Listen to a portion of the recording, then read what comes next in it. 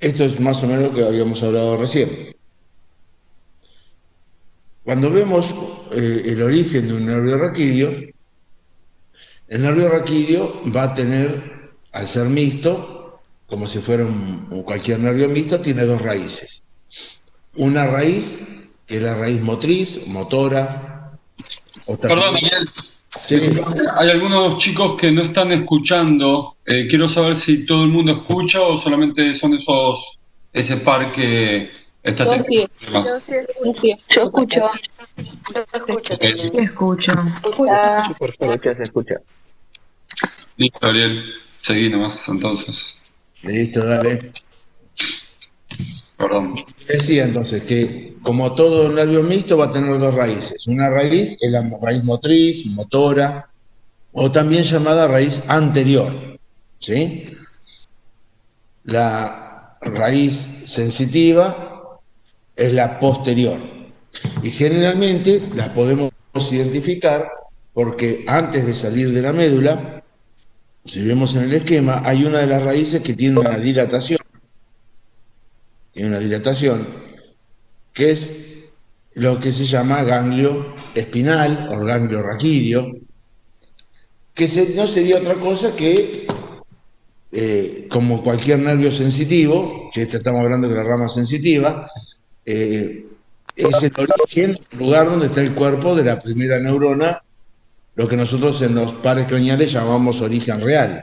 Acá no hablamos de un origen real y un origen aparente, pero en realidad el nervio raquídeo en cierta forma lo tiene, porque lo que representaría el origen aparente sería el lugar por donde salen esas raíces anteriores y posteriores, y el origen real sería el núcleo motor, en este caso localizado dentro de la sustancia gris de la médula, para la raíz motora, y el ganglio raquídeo sería el origen o el lugar donde está el cuerpo de la primera neurona, o sea, el origen real de las que serían las fibras sensitivas. ¿Sí? Entonces, todo nervio raquídeo tiene esas dos raíces, anteriores y posteriores, y posee además la raíz posterior, sí, bien digo, la raíz posterior posee entonces el ganglio raquídeo o ganglio espinal. ¿Sí? Una vez que, siempre esto dentro de la columna, todavía sin salir de la columna, dónde se van a originar estas dos raíces? La raíz la raíz anterior va a salir o va a dejar la médula a nivel de un surco que presenta la médula a ambos lados de la línea media, que se denomina surco colateral anterior. Entonces, el origen de la raíz motora es el surco colateral anterior. El origen de la raíz sensitiva va a estar en la cara posterior de la médula y también va a ser un surco que está a ambos lados de la línea media y se denomina surco colateral posterior. Una vez que las dos raíces se han originado, antes de salir de la columna, se reúnen para formar un tronco mixto, o sea, el nervio raquídeo ya mixto.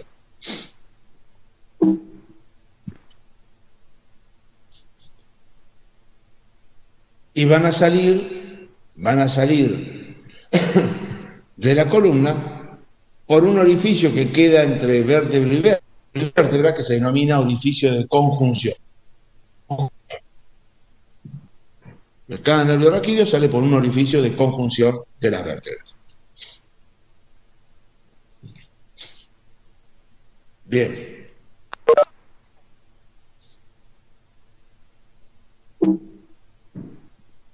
¿Cuántos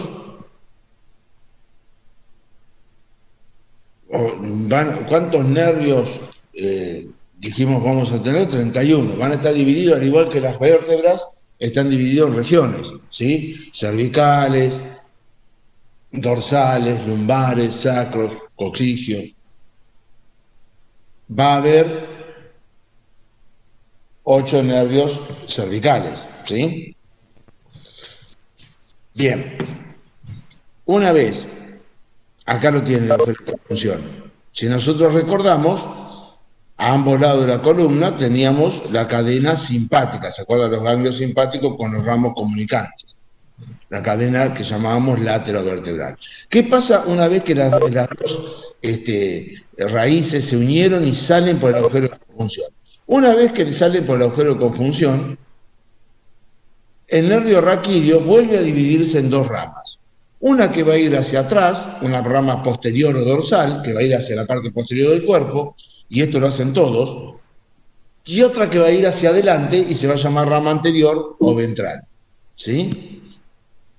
Sale entonces y se divide en ramo dorsal o posterior y un ramo anterior o ventral. Que serían, o podríamos considerarlas, como las dos ramas terminales del nervio raquídeo. ¿Sí? O sea, en sí el nervio raquídeo, como nervio raquídeo, es muy cortito, porque se originó por la fusión de las dos raíces dentro de la médula, sale de la médula e inmediatamente que sale de la médula se divide en dos ramas, la dorsal o posterior y la ventral o anterior. ¿Sí?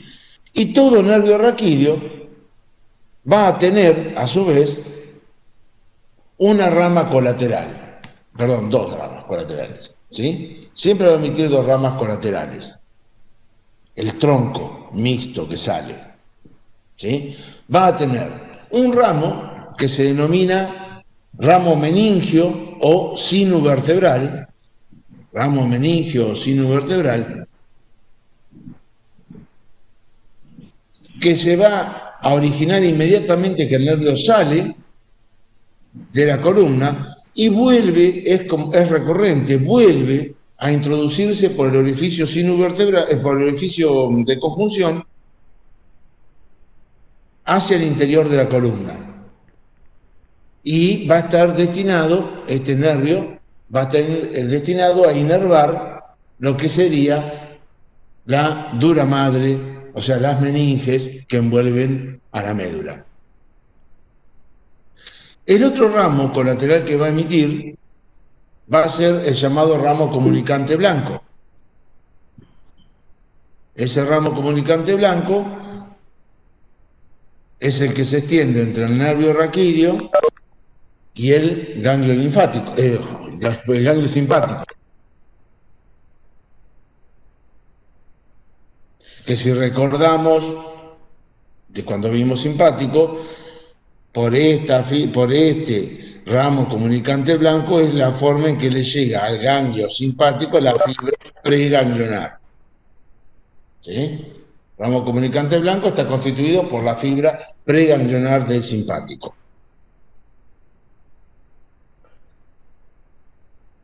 Entonces, esto es lo que tienen en general, esto es lo que tiene en general todo nervio raquídeo. ¿Sí? Todos los nervios raquídeos en ese sentido son iguales. Todos van a estar formados por dos raíces, todos van a tener un ganglio raquídeo o espinal, van a salir todos por un orificio de conjunción, una vez que salen, van a dividirse en dos ramos terminales, uno posterior o dorsal y uno anterior o ventral. Todos van a tener un ramo meningio o sinuvertebral y un ramo comunicante blanco. Así que eso es igual para todos. Como dijimos, estos nervios raquídeos los dividíamos en distintos sectores. Entonces vamos a tener, como ven ahí, 8 nervios cervicales, 12 dorsales, 5 lumbares, 5 sacros y 1 coxigio. Lo importante es que sepamos cómo es la denominación, o sea, cómo se los nombra. El primer nervio cervical, para que se ubiquen, el primer nervio cervical sale no por un agujero de conjunción de las vértebras, porque va a emerge de la columna entre lo que sería la primer vértebra cervical, o sea, entre el atlas y el occipital, o sea, el cráneo. Entonces, como el primer nervio cervical sale entre el cráneo y la primera vértebra cervical que está por debajo, desde el primer nervio cervical, o sea, desde C1 hasta C7, siempre el número del nervio va a ser el de la vértebra que está por debajo. Por eso yo digo, primero cervical está en realidad por encima, o sea, emerge por encima de la primera vértebra cervical. El segundo lo hará entre, entre la primera vértebra y la segunda, siempre el nombre desde abajo. Recién, cuando llegamos al octavo nervio cervical, el octavo nervio cervical emerge entre lo que sería la séptima vértebra cervical y la primera dorsal. A partir de ahí, los nervios raquídeos cambian su denominación y reciben el nombre de la vértebra que está por encima. ¿Sí? A partir del primer nervio dorsal ya recibe el nombre de la vértebra que está por encima. Por eso, a pesar de tener 7 vértebras cervicales, tenemos 8 nervios raquídeos. Bien. Lo importante que tienen que tener en cuenta es que los nervios raquídeos, como son mixtos en su origen, siempre que se dividen, por ejemplo, en esa rama anterior, en esa rama posterior, siempre van a ser mixtos. O sea, recién cuando vimos que el nervio raquídeo salía de la columna y se dividía en un ramo dorsal o posterior y un ramo anterior o ventral, tanto el ramo posterior como el ramo anterior siempre es mixto, o sea, va a estar destinado a músculo y a la piel de una determinada región del cuerpo. Si es dorsal será del sector posterior, si es ventral será del sector anterior. Generalmente responden, justamente son 31 pares superpuestos, responden a territorios cutáneos, o sea, territorios de la piel, donde va cada uno de los nervios. El territorio el territorio que es inervado por cada uno de esos pares craneales, el territorio de piel, o sea, lo superficial que yo puedo marcar, recibe el nombre de dermatoma. O sea, cuando yo digo un dermatoma, estoy hablando del territorio, de la zona de piel que inerva un determinado nervio raquídeo. Bien, vamos a ver qué pasa con estos nervios raquídeos. Las ramas posteriores que mencionamos recién, las ramas posteriores, van a estar destinadas a todo lo que es el sector posterior del cuerpo, o sea, todo lo que sea de la columna, de la parte lateral de la columna hacia atrás, tanto para los músculos como para la piel. ¿Sí? Esto a lo largo de todo el cuerpo. Entonces, todos los ramos dorsales como dije yo, vuelvo a repetir, son mixtos y van a estar destinados a los músculos y a la piel que se encuentran por detrás de la columna vertebral. De esta manera, si vemos los ramos dorsales de los nervios cervicales, que son los que a nosotros nos interesan, vamos a encontrar que el ramo dorsal del primer nervio cervical, va a estar destinada a la inervación del músculo recto lateral de la cabeza y del recto anterior menor.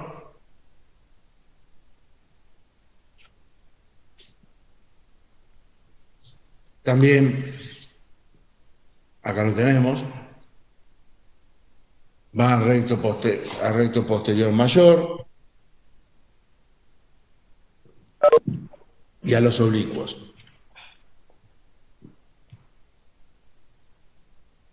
Un nervio que nosotros vamos a encontrar y que por ahí el otro día en la región occipito frontal lo pueden haber escuchado, es el gran nervio suboccipital de Arnold,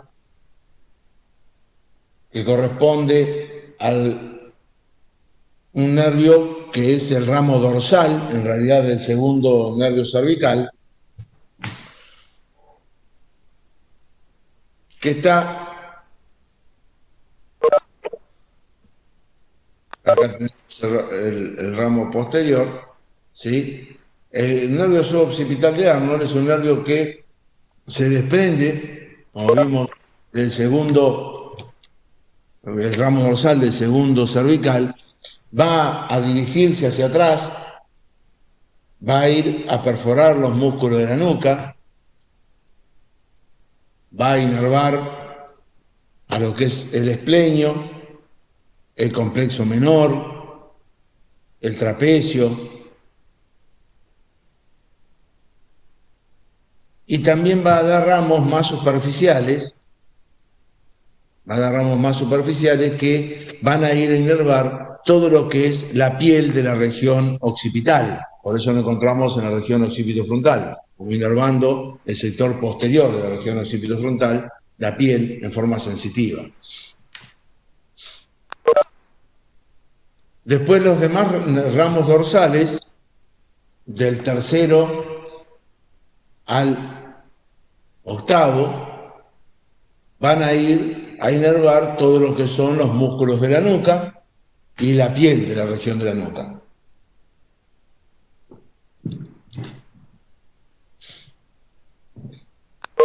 Que van a tener un comportamiento distinto,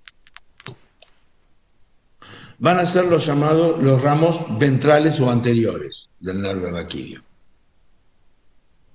¿Por qué? Porque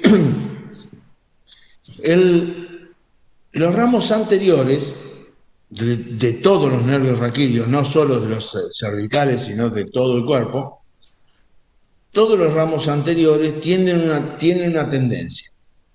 Se van a unir unos con otros, o sea, el de arriba con el de abajo, se van a unir mediante asas nerviosas. Al unirse, van a dar origen a plexos. O sea que todos los que nosotros vemos, que los plexos que forman los nervios raquídeos, son todos formados por las ramas anteriores de los nervios raquídeos. Hay un solo grupo de nervios raquídeos que no tiene, o sea, de ramos anteriores de nervios raquídeos, que no tiene este comportamiento, o sea, que no forman plexos. Y van a ser los ramos anteriores de los nervios dorsales. Los ramos anteriores de los nervios dorsales no forman plexo porque van a dar origen a los nervios intercostales, o sea, a los nervios que se desplazan entre costilla y costilla. ¿Sí? Entonces, todos los ramos anteriores de los nervios raquídeos forman plexo, a excepción de los ramos anteriores de los nervios dorsales, que van a formar los nervios intercostales. ¿Sí? Ahí acá vemos que los ramos anteriores entonces van a ir formando asas que se van a ir uniendo unas con otras. Y esos son los plexos. ¿Sí? Los plexos van a originarse y de ellos, de esas asas nerviosas, de la unión de los distintos nervios, van a desprenderse las ramas y los distintos nervios que se originan del plexo, del plexo correspondiente. En el caso de los nervios cervicales,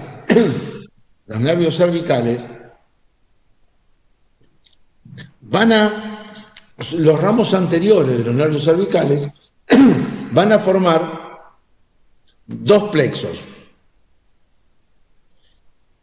Las anastomosis de los ramos anteriores del primero al cuarto nervio cervical formarán lo que se conoce como plexo cervical. Las anastomosis de los ramos anteriores del quinto, sexto, séptimo y octavo, o sea, los últimos 4 pares cervicales, van a originar lo que se conoce como plexo braquial. que es el que está destinado al miembro superior.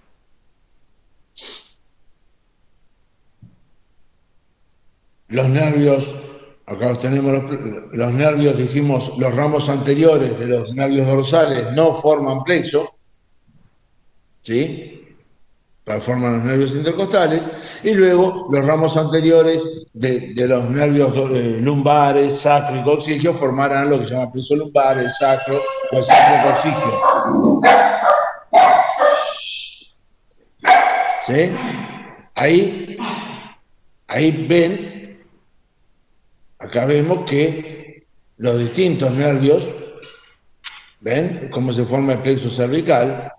Tenemos C1, C2, C3 y C4 que van a unirse. Acá estaría lo que es el asa nerviosa entre uno y otro de cada uno de estos nervios raquídeos, y van a ir a originar estas uniones, y estas asas nerviosas van a originar lo que se conoce como plexo cervical, ¿sí? Por eso yo le decía que era la unión mediante asa nerviosa de los cuatro primeros, de las ramas anteriores, de los cuatro primeros pares cervicales.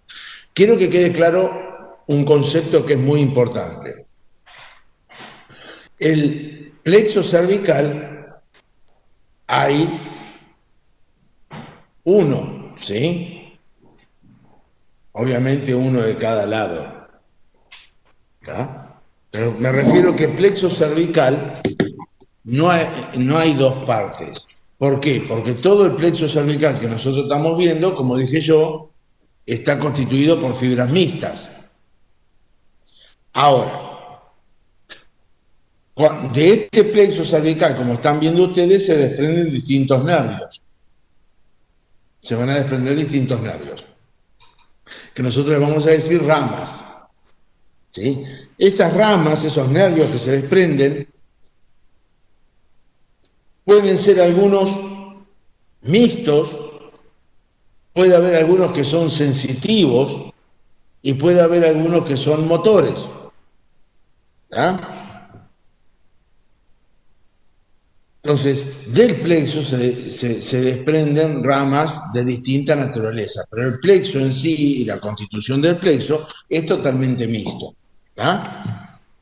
Ahora vamos a ver por qué yo les digo que el plexo cervical hay uno solo. Porque, como yo les decía,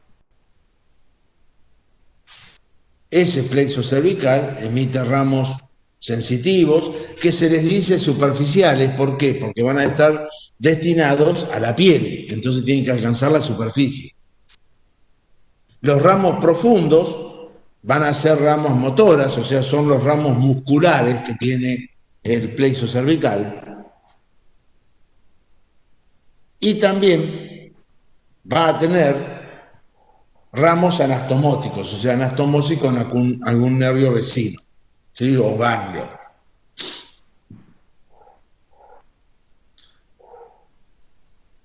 ¿Qué ocurre? Cuando nosotros hablamos del plexo cervical y nos queremos referir a las ramas sensitivas del plexo cervical, normalmente no agarramos y decimos, bueno, esta es una rama sensitiva del plexo cervical, sino que directamente, cuando queremos referirnos a las ramas sensitivas, hablamos de plexo cervical superficial. Por eso decíamos ramas superficiales o sensitivas, ¿sí? O sea, cuando yo digo plexo cervical superficial, me estoy refiriendo a la rama sensitiva. O sea, si yo digo, tal nervio es una rama del plexo cervical superficial, yo ya sé que ese nervio es un nervio sensitivo. Cuando me quiero referir a las ramas motoras, a los nervios motores que están destinados a los músculos, yo me voy a referir, o voy a llamarlo, plexo cervical profundo, ¿sí? Porque son las ramas profundas de ese plexo. Porque ahora sí vale la aclaración, tiene sentido la aclaración que yo le decía. Por eso explico que plexo cervical no existen dos.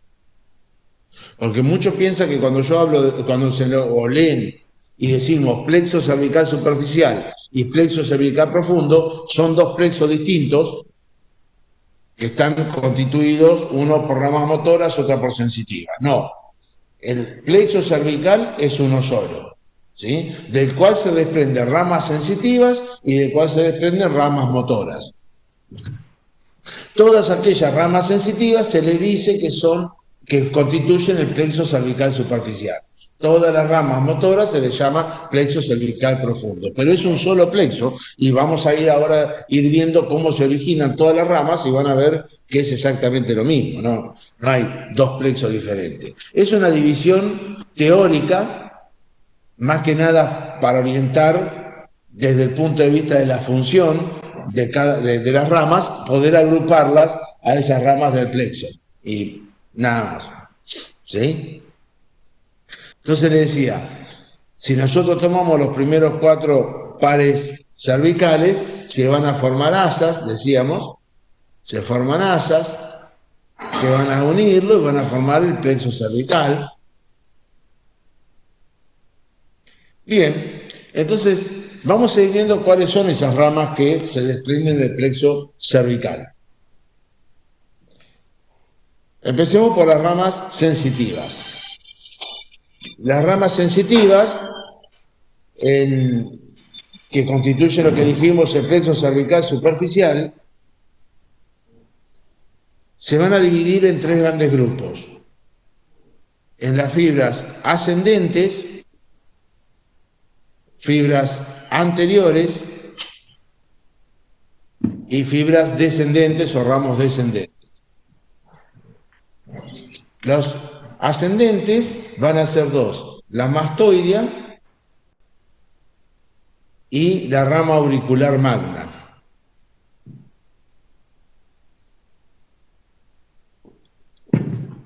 La fibra anterior va a ser la rama cervical transversa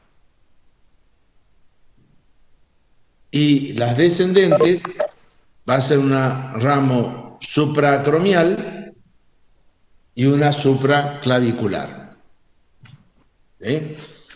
Esas son las 5 ramas que constituyen el plexo cervical superficial, o sea, es lo mismo que decir, estas son las 5 ramas sensitivas del plexo cervical superficial, que en general se van a ocupar de inervar lo que es la piel, de lo que sería la región anterolateral de todo el cuello y parte del cráneo, y alcanzando casi la piel de la parte más superior del tórax. ¿Sí? Todo lo que sería el sector anterolateral, prácticamente como decir desde el borde anterior del trapecio hacia adelante. ¿Tá? Porque hacia atrás, la piel del sector posterior, como vimos nosotros, los ramos quedan hacia atrás del nervio raquídeo, o sea, los que ellos llamamos ramos dorsales. Bien, tienen estas ramas, como se tienen que hacer superficial, como tienen que aparecer en alcanzar la piel, y vienen desde, como estamos viendo nosotros, desde la zona de la columna, tienen que hacerse superficiales y tienen una característica común, estas 5 ramas del plexo cervical superficial. Todas se hacen visibles o aparecen a nivel de la parte media del borde posterior del esternocleidomastoide. ¿Sí? Si nosotros vemos el borde posterior del esternocleidomastoide, vemos que en la parte media de su borde posterior emergen las 5 ramas, ¿ven? Estas son las ramas del plexo, ¿sí? Emergen las 5 ramas del plexo cervical superficial. Eso es un punto en común que tienen, una característica que tienen estas ramas del plexo. Bien. Vamos a ver la rama auricular magna, la primera rama. El ramo auricular se desprende del asa nerviosa entre C2 y C3. Como dijimos, se va a dirigir hacia afuera, va a alcanzar el borde posterior del esternocleidomastoideo que alcanza el borde posterior del esternocleidomastoideo, se va a dirigir hacia arriba y hacia adelante, apoyada en el músculo esternocleidomastoideo, y la rama auricular va a introducirse o va a alcanzar lo que es la región parotidia,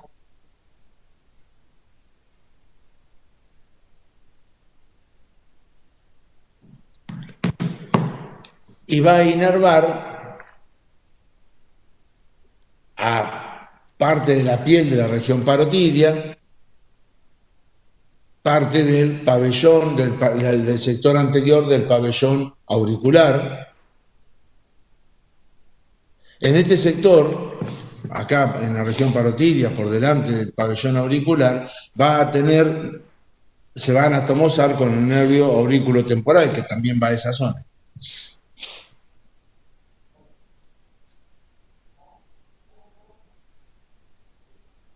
Luego tenemos la rama mastoidea, la cual también se desprende del asa nerviosa entre C2 y C3. También se dirige hacia afuera, emerge por el borde posterior del esternocleidomastoideo. Como dijimos que era ascendente, también se dirige hacia arriba, pero va hacia arriba y hacia atrás, porque justamente como el nombre indica, va a ir a alcanzar el sector que está por detrás del pabellón de la oreja, o sea, va a alcanzar lo que sería la apófisis mastoides, y ahí se va a dividir en dos ramas. La rama mastoide se divide en dos ramas. Una rama anterior, que va a inervar todo lo que es el sector posterior del pabellón de la oreja y de la región mastoidea, y va a dar un ramito posterior, también llamado ramo occipital, que va hacia la piel de la región occipital.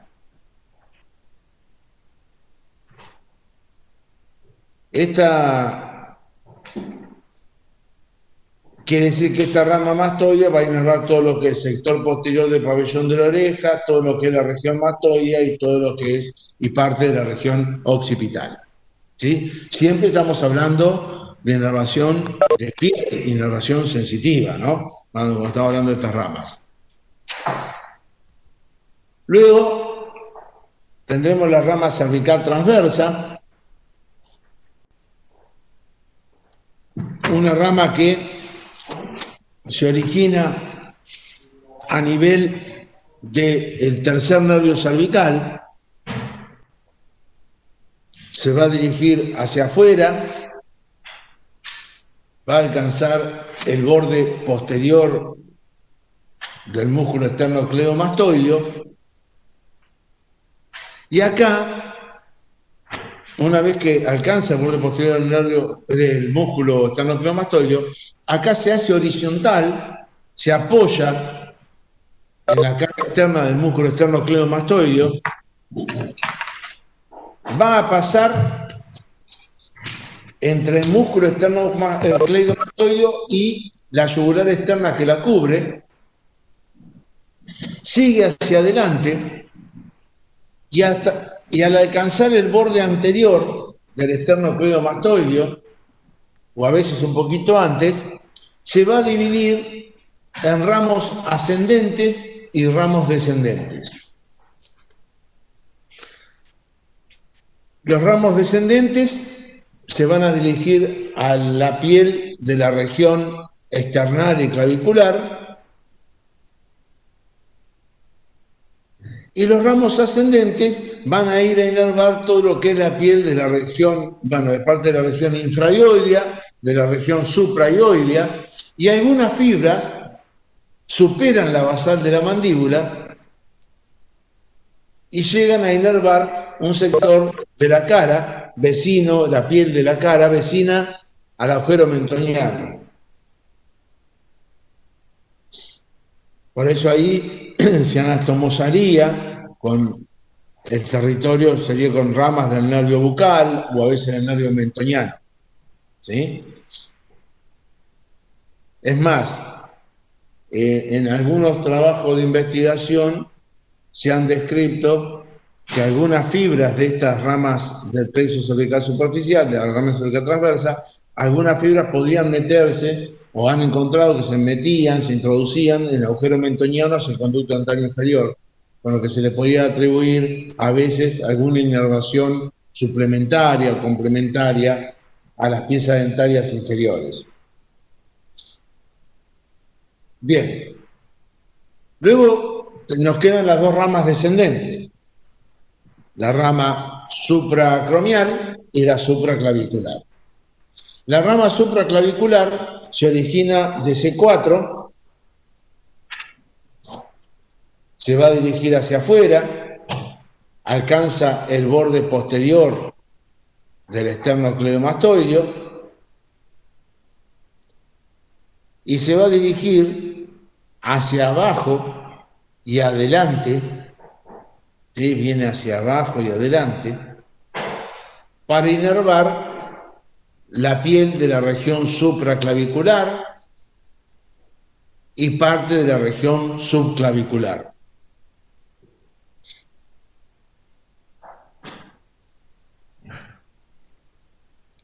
La rama supracromial también se desprende de C4, también alcanza el borde posterior del esternocleidomastoideo, pero se va a dirigir en forma oblicua hacia abajo y atrás y va a ir a inervar todo lo que es la piel de la región del hombro, ¿sí? Todo lo que es el muñón del hombro.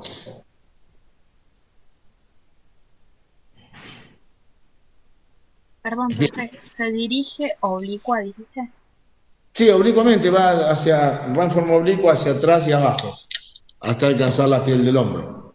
Va a inervar todo lo que es la piel del hombro. Gracias. De nada.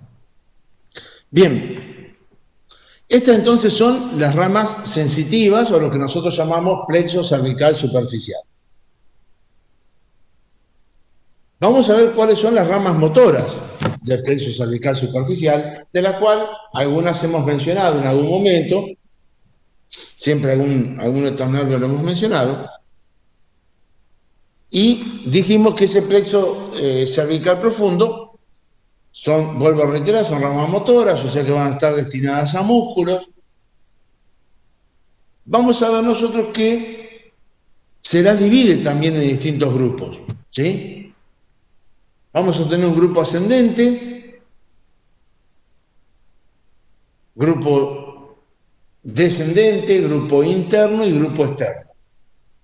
4 grupos, ascendente, descendente, interno y externo. Los ramos ascendentes van al recto anterior menor y al recto lateral de la cabeza. Los ramos internos van a ir al largo del cuello y recto anterior mayor.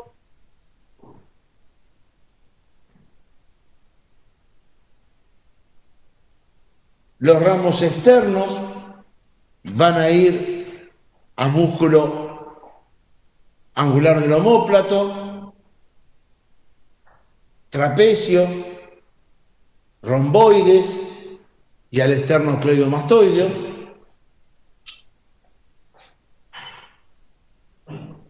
Y los ramos descendentes van a ser el llamado ramo descendente, propiamente dicho, y el nervio frénico. Quizás el más funcionalmente más importante, este plexo cervical profundo.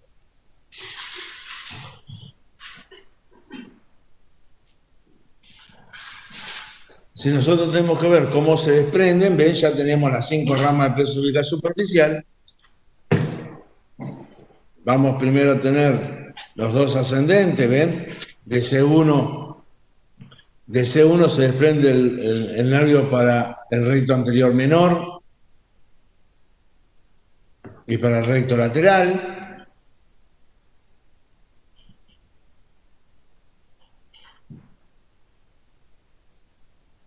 Después tenemos entre C1 y C2, en el arco entre C1 y C2 se desprende el recto del anterior, para el músculo recto anterior mayor.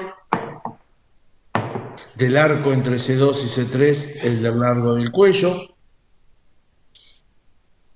Para que tengan una idea, esto de manera informativa, pero cuando nosotros mencionamos muchas veces que dicen los músculos prevertebrales, para que sepan, los músculos prevertebrales son 3, que son estos que acabamos de mencionar nosotros: el recto anterior mayor, el recto anterior menor y el largo del cuello constituyen lo que nosotros llamamos músculos prevertebrales.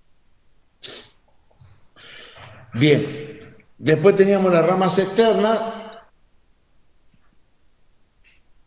que vamos a tener el nervio del esternocleidomastoideo, que se origina entre C2 y C3. Esto es importante que tengan en cuenta algo. Acá, tanto el esternocleidomastoideo como el del músculo del trapecio, que se origina entre C3 y C4, si ustedes piensan, tanto el esternocleidomastoideo como el trapecio, nosotros habíamos dicho que estaban inervados por el nervio espinal, o sea, por el par 11.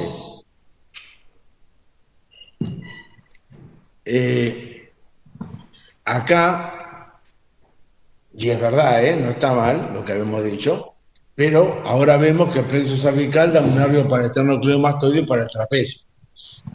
Entonces, ¿cómo es el asunto? O sea, ¿está inervado por el nervio espinal o está inervado por los nervios, por el plexo cervical? En realidad, está inervado por la anastomosis de ambos. O sea, este nervio que estamos viendo nosotros ahora del plexo cervical profundo, lo mismo que el del trapecio, cuando alcancen la cara profunda del esternocleidomastoideo o el otro alcance la cara profunda del trapecio, en la cara profunda de esos músculos se anastomosan con las ramas del nervio espinal, o sea, el par craneal 11, o la rama que llamábamos nosotros medular del 11, y de esa anastomosis entre el ramo medular del 11 más este ramo del plexo cervical profundo, de esa anastomosis se inerva al músculo trapecio o al esternocleidomastoideo. Por eso existen, por eso por ahí vemos acá que hay un nervio para el esternocleidomastoideo y otro para el trapecio, y también después cuando vemos nervio espinal decimos inerva al esternocleidomastoideo y al trapecio.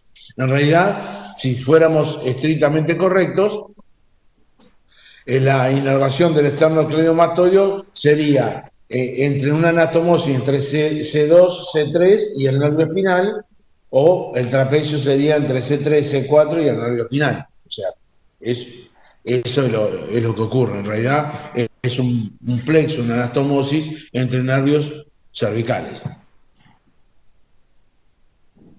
Bien, después tenemos el del angular omóplato, también se origina entre C3 y C4. Y el de romboides también entre C3 y C4. Ven que ahí vamos viendo cómo todo esto es el plexo cervical. Por eso le decía, es uno solo. Yo acá lo pongo de colores para diferenciar cuáles son las ramas sensitivas de la motora, pero el plexo es uno solo, no existen dos. Vuelvo a aclararlo porque es un error muy común. Nos quedan los ramos descendentes. Uno es el ramo descendente propiamente dicho. Ese ramo descendente, nosotros lo hemos mencionado cuando hablamos del nervio hipogloso, que si recuerdan, el nervio hipogloso también tenía un ramo descendente como colateral. El ramo descendente del plexo cervical profundo se va a originar en el asa nerviosa entre C2 y C3. Se va a dirigir hacia abajo y adelante, es este. Se dirige hacia abajo y adelante, va a aparecer o va a estar ubicado por detrás de la vena yugular interna.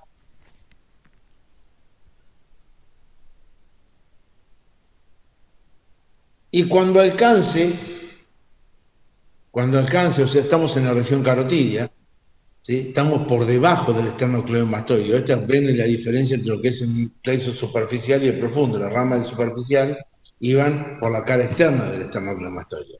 Este va a estar ubicado en la cara profunda del esternocleidomastoideo. Va a estar entre el esternocleidomastoideo y el paquete vasculonervioso del cuello.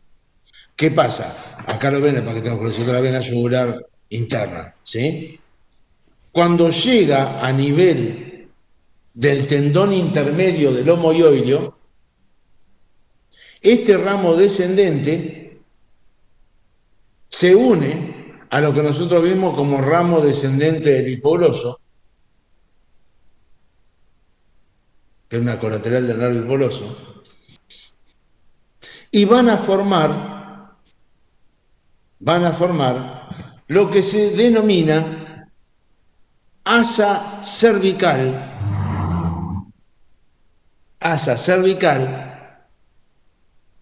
o ustedes también lo conocen como asa del hipogloso. ¿Sí?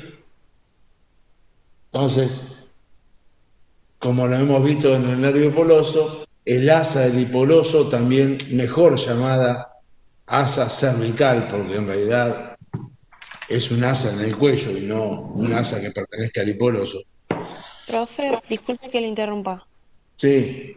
Una compañera se le apagó la computadora y estaba intentando entrar de vuelta y está la reunión cerrada. Decile que intente, que yo estoy viendo quién se trata de conectar. ¿Cómo se llama tu amiga? Loana Florentín. Dale, listo, gracias. Bueno, entonces le decía, el asa del hipogloso o asa cervical quedaría constituida por la anastomosis en forma de un arco, como ven acá, entre el ramo descendente de este plexo cervical profundo y el ramo descendente del hipogloso. ¿Y qué tiene de importante este asa cervical?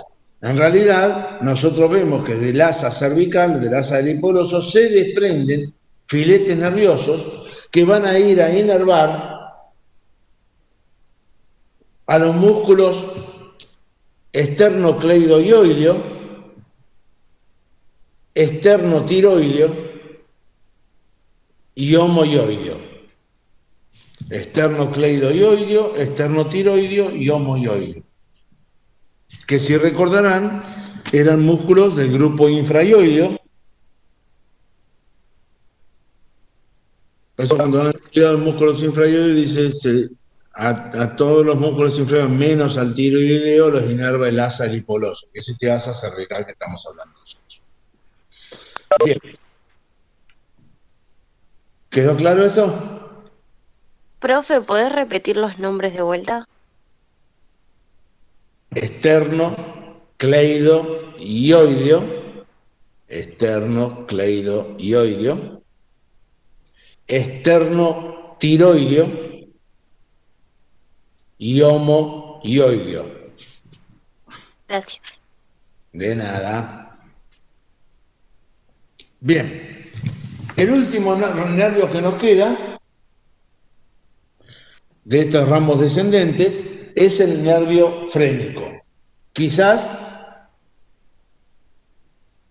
como les decía, uno de los nervios más importantes de este plexo cervical, porque el nervio frénico es el que va a estar destinado a la inervación del músculo diafragma. Por lo tanto, es el responsable o uno de los músculos principales que participan en la respiración, en la mecánica de la respiración, ¿sí? Porque es el que va a inervar y el que va a producir la contracción del músculo diafragma. Y también, por ejemplo, es aquel músculo es aquel nervio cuya irritación, si se irrita el nervio, es aquel que nos produce el hipo. ¿Sí? Porque el hipo son contracciones bruscas y rítmicas del diafragma. Así que es un nervio bastante importante con respecto a su funcionalidad. ¿Dónde se origina el nervio frénico? ¿Cuál es el origen del nervio frénico?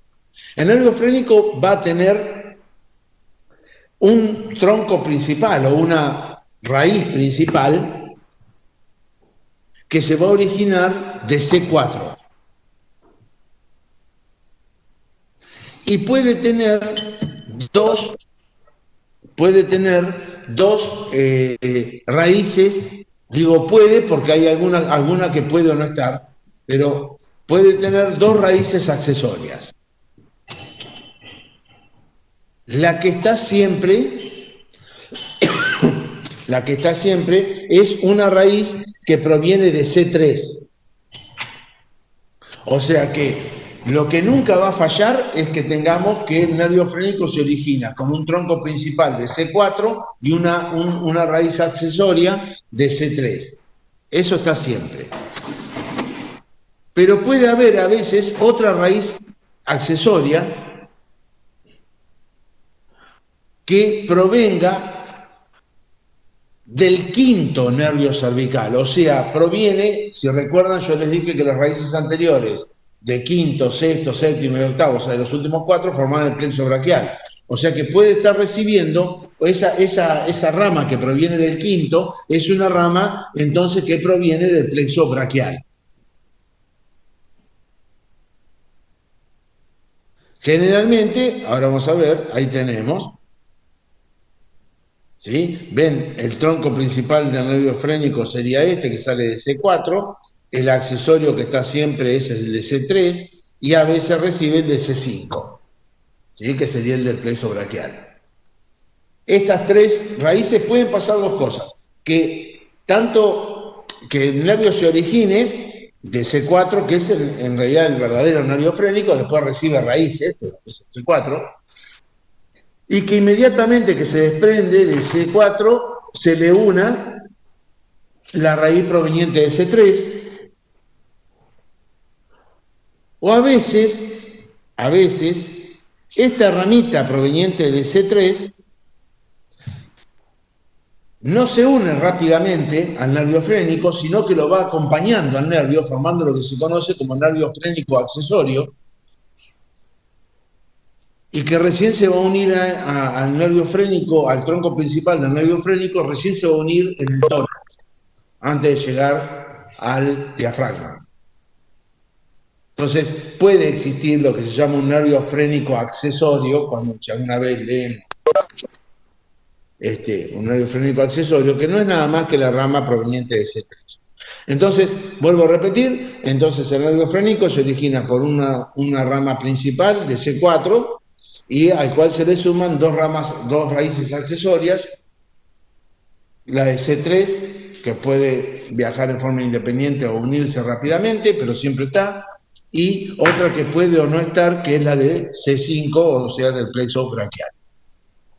Una vez que se ha formado el nervio frénico va a descender apoyado en lo que sería la cara anterior o el borde anterior del músculo escaleno anterior. O sea que si está en la cara anterior o en el borde anterior del escaleno anterior, estaría entre el escaleno anterior y el esternocleidomastoideo, que está por delante, o sea, por el borde posterior del esternocleidomastoideo.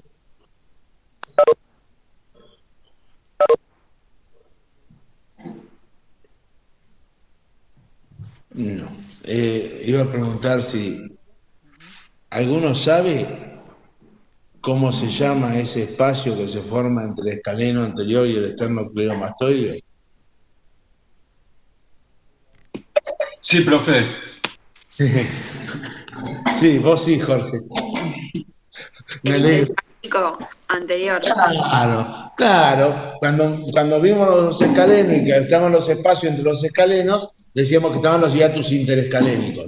Bueno, en el hiatus interescalénico anterior decíamos pasa el nervio frénico. Bueno, justamente, como va bajando por la cara anterior del escaleno anterior y quedaría exactamente, está descendiendo o desciende por el cuello a través del hiatus interescalénico anterior. ¿Sí? De esta manera, bajando por el hiatus interescalénico anterior, pasa por dentro de la clavícula, después, y en el tórax se va a ir a ubicar entre lo que es, va a ir a ubicarse por dentro de los pulmones, o sea, en el espacio entre los pulmones, en realidad en la región media del tórax, o sea, en lo que nosotros conocemos como mediastino, va a descender, ven, acá está este sería el escaleno anterior, ven, este es el músculo escaleno anterior, este es el nervio frénico, va descendiendo, ven, esta sería la rama, acá está bien formado, acá tendríamos un ramito que viene de C3, este es el tronco principal de C4, y acá vemos que se le suma, este es el plexo braquial, se le suma la rama de C5. Y ahí desciende por la cara anterior del esterno, acá el esternocleidomastoideo está, se ha salido, lo han sacado para poder ver, ven un paquete nervioso del cuello, las carótidas, tronco arterial, ¿sí? Entonces, acá ven que desciende por la cara anterior del escaleno anterior, o sea, desciende por el hiatus interescalínico anterior, pasa por dentro de la clavícula, va a pasar por delante del pedículo pulmonar,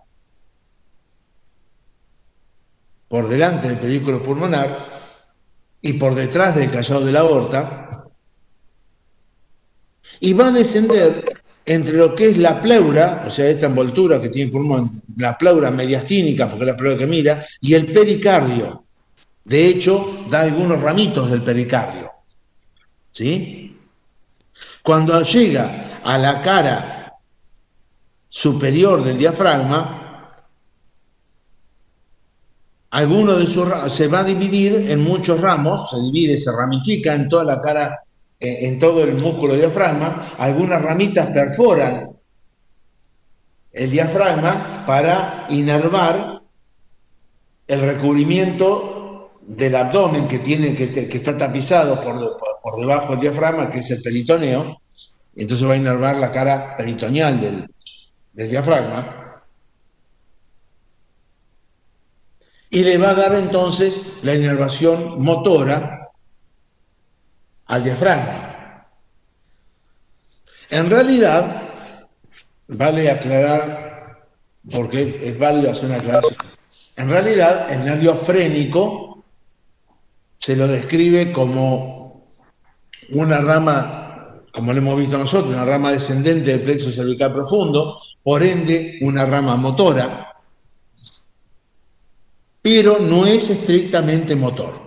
¿Sí? Vale aclarar que no es estrictamente motor. El nervio frénico es un nervio que nosotros podemos considerarlo, que desde el punto de vista funcional es un nervio mixto. Porque sí, tiene la función principal, la que indudablemente vamos a leer en todo lado y no va a haber ningún tipo de duda, que es la inervación del músculo diafragma. O sea, tiene esa función respiratoria fundamental. Pero va a llevar algunas fibras sensitivas y va a dar inervación a parte de la pleura mediastínica, al pericardio y también, como dije yo hoy, al peritoneo, o sea, a la parte del recubrimiento que tiene por debajo del diafragma, cubriendo el abdomen. ¿Sí? O sea que hay alguna fibra sensitiva, no es estrictamente motor, pero sí, la función principal o la gran función que tiene el nervio frénico es la de inervación del músculo diafragma. Bien. Bueno, ¿quedó claro esto? Vamos, nos queda nada más que mencionar los ramos, como habíamos dicho, tenía ramos sensitivos o superficiales, que era el plexo cervical superficial, ramos motores o sea, el plexo cervical profundo, y va a haber algunas ramas anastomóticas que va a tener el plexo cervical, que va a tener anastomosis, algunas ramas que se anastomosa con el ganglio cervical superior del simpático,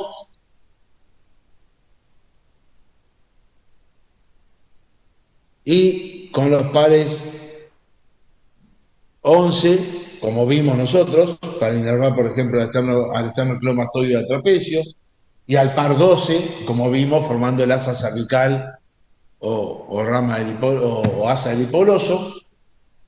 Y con el ganglio, y esto que menciona como un ramo anastomótico con el ganglio cervical superior simpático no son otras cosas que los ramos comunicantes grises, o sea, las fibras postganglionales del simpático que se suman al plexo cervical para distribuirse con sus ramas. ¿Sí? Bien. Profe, ¿cómo era el 11 y inervaba que el esternocleido mastoide y cuál más? Y al trapecio.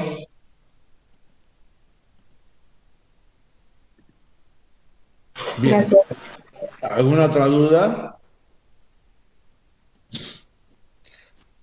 Bueno, espero que le haya quedado claro lo que les